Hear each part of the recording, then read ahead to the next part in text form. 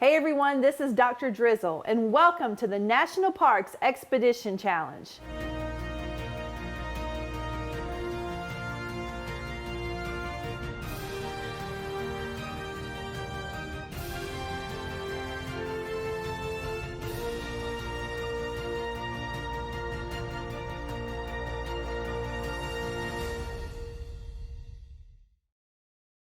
So today we're at Pictured Rocks National Lakeshore in Munising, Michigan with our newest park ranger, Ranger Zach. Ranger Zach, thank you so much for having us here today. You're welcome.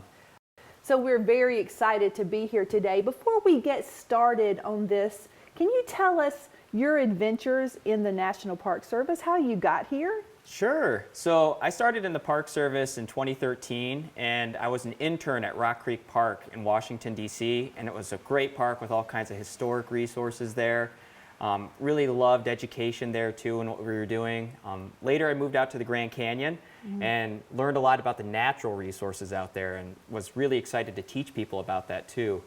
But I'm from the Midwest originally, so I decided I wanted to come back to the Great Lakes, and Pictured Rocks National Lakeshore is one of the most beautiful parks I could imagine.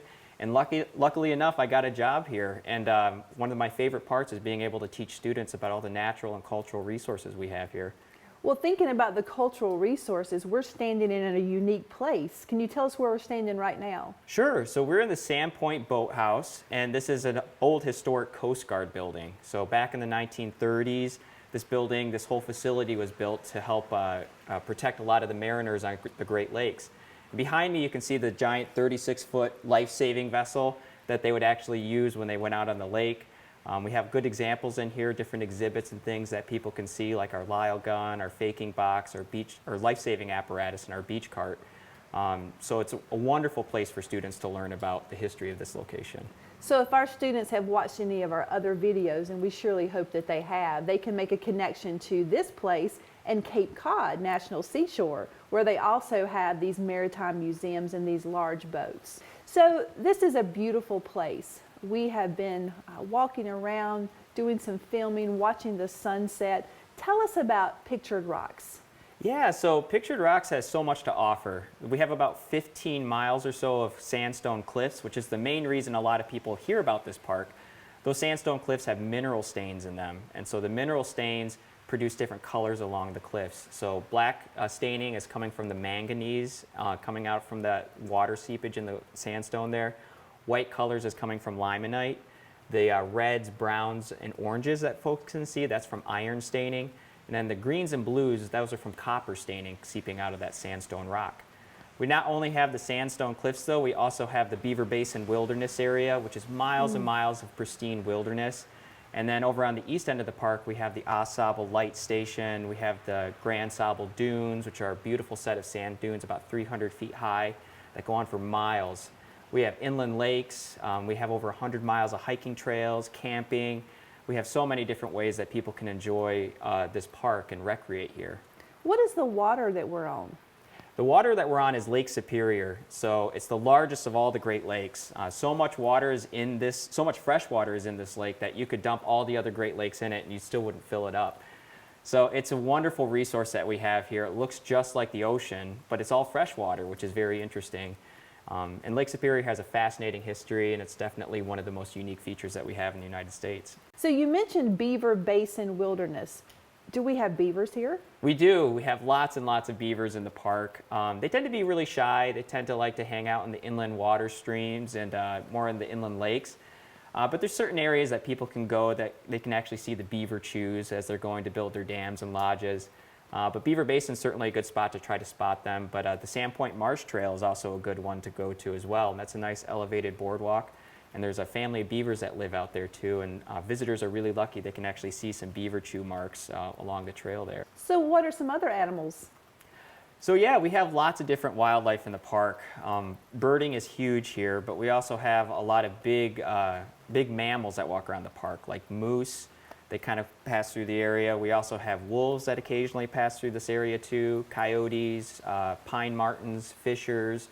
We have definitely a lot of variety of animals that call this place home. So we talked about the fauna, what about the flora that we would find here? What are some of your favorite plants? Oh, that's an excellent question. You know, we have tons of wildflowers that grow here. In the springtime and early summer, you can start to see these beautiful orchids called pink lady slippers that grow up, especially in the marshy areas. But we have a really special place at the Grand Sable Dunes. In fact, we have pitcher's thistle out there. And pitcher's thistle is a very rare plant. In fact, it's actually an endangered plant. And the Grand Sable Dunes is an area that preserves a lot of habitat for the pitcher's thistle. And that's definitely one of my favorites to try to go out and spot every now and again. Head out there because it is such a rare and beautiful plant. What are the cultural pieces of this land? Can you tell us a little bit about that? Yeah, we have a lot of history. Of course, the people that came or were here before the Europeans as well, the Anishinaabe folks and the Ojibwe people lived in this area for a long, long time before Europeans came in and settled this area. We also have a lot of maritime history here too, such as the Coast Guard station that we're in right now. We have Coast Guard stations and life-saving stations all over Lake Superior, but Pictured Rocks preserves 2 of them. And of course the Au Light Station. There's about 45 shipwrecks along the coastline of our park as well. And we also have a lot of history of logging in the area too. So that's one of the things that we teach, especially 3rd graders in this area, is a lot about the logging history that happened here as well. So that's a good segue. I was going to ask next, what do you teach the kids? Now, you bring them out sometimes, and I know you do some really interesting things with them. Tell us about your programs. Yeah, so in the wintertime, we love to bring kids out, and we teach them how to snowshoe.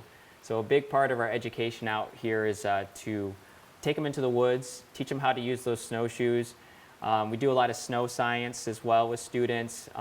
We like to do a lot of science experiments too on animal adaptations, have kids use their imaginations and learn how animals can survive in the winter as well. We also like to teach history programs. We teach history programs on logging. We have big demonstrations where kids can actually use a crosscut saw to try to cut open a log.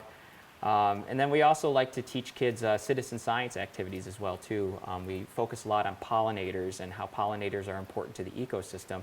And they can actually come out to the park and help us measure the number of pollinators that we have so they can help scientists in the park learn a lot about what's happening with our insect populations. I like the idea of having them snowshoe. We tried that this year in Voyageurs, and it's not that easy, but I'm assuming if you're teaching kids this, that there's also opportunities for recreation here, including snowshoeing. So what could people do when they come to the park in the winter? Oh, absolutely. Snowshoeing is very big. People like to come out to the park and snowshoe, but people like to go snowmobiling as well. A lot of roads in this area aren't plowed, and they become snowmobile trails. So they'll go through the park that way. We also have a number of cross-country ski trails as well that people just enjoy going on. It's a wonderful way to experience the winter here. And then another big thing that's becoming more and more popular is our waterfalls, and we have about a dozen or so in the area. They freeze solid in the wintertime. So we also have ice curtains that form along the lake as well. So we have a lot of adventurers that come in, and they'll actually ice climb. They'll use pickaxes and or ice axes and climb the waterfalls in the area as well. Have you tried that? I have. How was it? It was wonderful. I'm somebody that's, I'll admit, a little afraid of heights, but the ice climbing community is so welcoming, and they're so nice, and they're willing to work with a lot of folks, whether you're an expert or a beginner. So we're really lucky to have that resource. Those folks are so helpful and encouraging, and so I've gone a number of times now and really conquered that fear of heights. So you told us earlier that you have over 200 inches of snow a year. So if someone is not interested in that part of the seasons, could they come in the summertime and do some recreation? Oh, absolutely. So summertime is also a wonderful way to experience the park. As I mentioned earlier, there's over 100 miles of hiking trails, so that's definitely one of the best ways to experience the park is to get out and hike. We have a lot of backcountry camping sites as well. We have some front country camping sites as well, so if you'd like to just drive into a campground, you can do that as well. We have lots of different activities too, ranger-led activities. We do tours of the lighthouse. We have a lot of junior ranger things that happen in the summertime as well. And then one big thing that folks like to come up here for is kayaking. So they'll kayak along the Pictured Rocks cliffs on Lake Superior as well.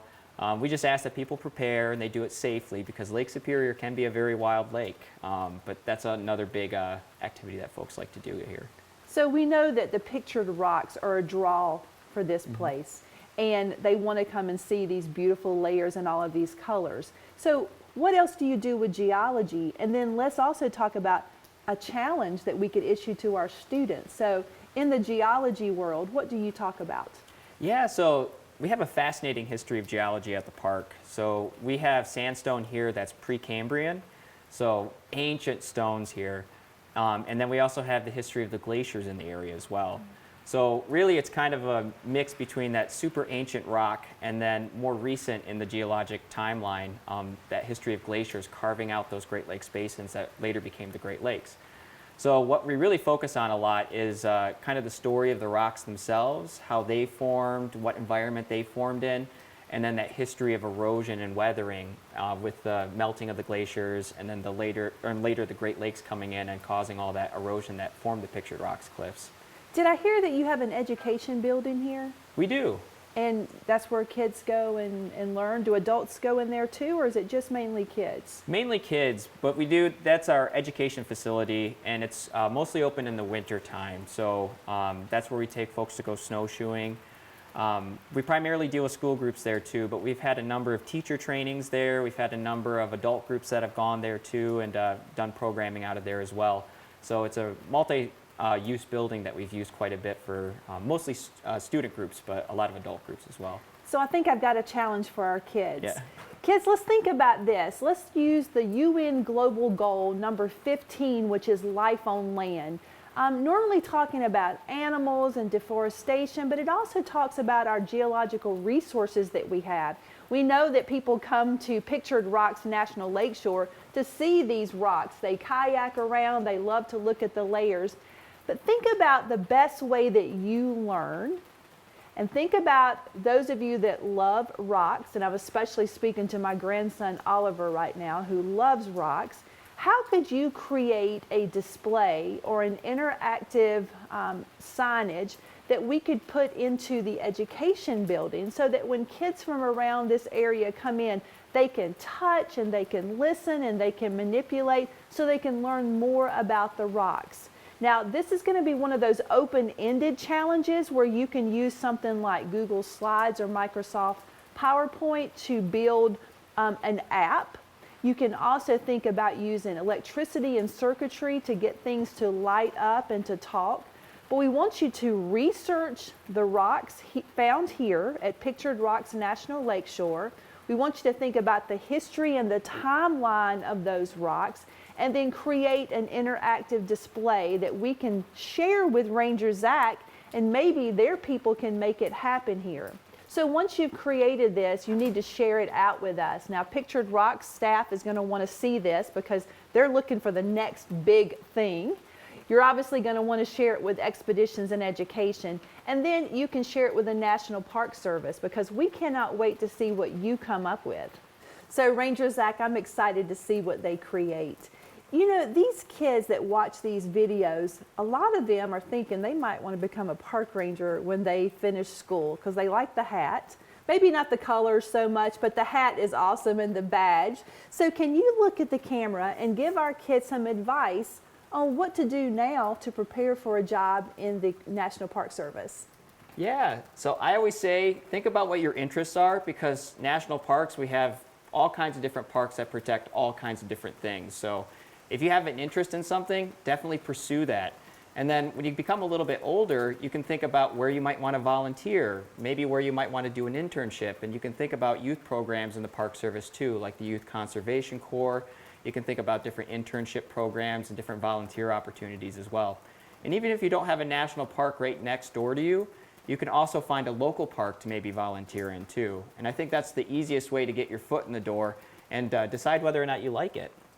I think that's great advice, and I think the kids that watch these, I love that they're thinking about their careers, and I love that you said find something you're interested in. Our motto here is when your passion intersects your purpose, you found your career for life, and I think that has happened with you. So thank you so much for having us into your Maritime Museum, and then also at Pictured Rocks. Thanks so much for having us. Well, thank you for coming out. It was a pleasure. So kids, thank you also for joining us. We're doing this because of you.